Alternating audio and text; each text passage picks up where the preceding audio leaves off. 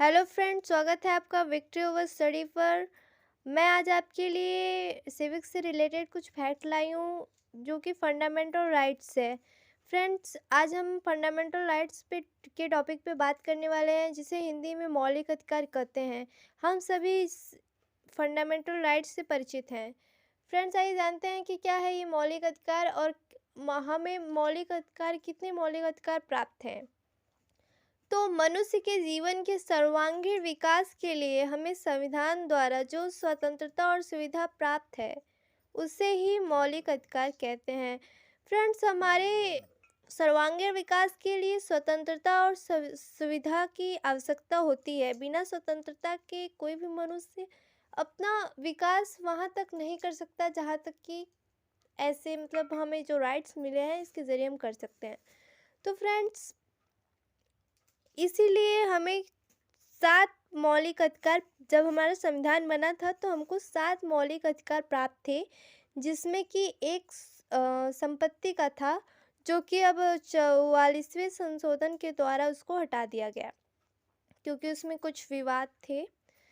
तो आइए जानते हैं कि अब हम हमारे जो 6 मौलिक अधिकार हैं वो कौन से हैं।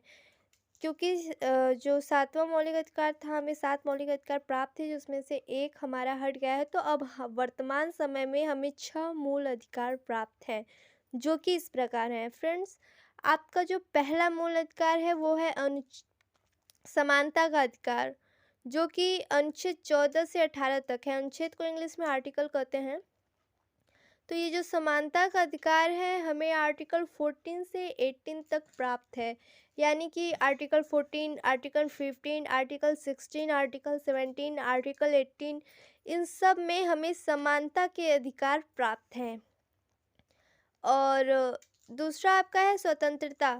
स्वतंत्रता का स्वतंत्रता का अधिकार आपको आर्टिकल 19 से आर्टिकल 20 तक प्राप्त है। तीसरा आपका आता है शोषण के विरुद्ध। ये आपका आर्टिकल 23 से 24 तक प्राप्त है।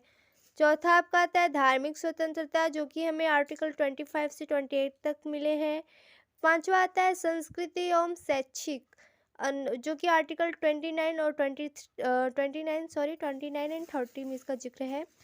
छठवा आपका आता है संवैधानिक उपचारों का, जो कि आर्टिकल 32 में है। फ्रेंड्स, आपको ये जो 5 मूल अधिकार, इसके पहले संवैधानिक उपचार के पहले जो आपको 5 मूल अधिकार प्राप्त है, इन सभी मूल अधिकारों की जो रक्षा का कार्य है वो संवैधानिक उपचारों में होता है, यानी कि आर्टिकल 32 में। फ्रेंड्स, अगर ये जो स्वतंत्रता, समानता, शोषण के विरुद्ध, धार्मिक और शैक्षिक संस्कृति, ये जो भी अधिकार आपको प्राप्त हैं, अगर इसमें आपको किसी भी प्रकार के अधिकार का आपका हनन होगा इस मूल अधिकार में, तो आप संवैधानिक उपचारों के द्वारा कि आर्टिकल 32 के द्वारा आप सुप्रीम कोर्ट में केस दायर कर सकते हैं।